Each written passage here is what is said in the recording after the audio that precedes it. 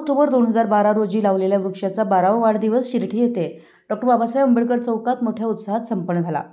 शिर्डी येथील चावडी कट्टा ग्रुपच्या वतीने 12 वर्षापूर्वी म्हणजेच 2 ऑक्टोबर 2012 रोजी चौकातील पारकट्ट्यावर कैलासवासी जिनगोंडा पाटील यांच्या हस्ते वृक्षारोपण करण्यात आलं होतं। त्यानंतर गेल्या 12 वर्षापासून ग्रुपच्या सदस्यांनी तसेच ग्रामस्थांनी या वृक्षाचं संवर्धन केलं। गांधी जयंती दिवशी या झाडाचा 12वा वाढदिवस सायंकाळी 7 वाजता अनोख्या पद्धतीने साजरा करण्यात आला।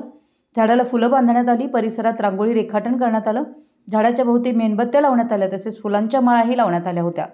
महात्मा गांधी यांच्या प्रतिमेचं पूजन ज्येष्ठ नागरिक खानगोंडा पाटील यांच्या हस्ते करण्यात आलं। रामगोंडा पाटील यांच्या हस्ते केक कापून झाडाचा वाढदिवस साजरा करण्यात आला।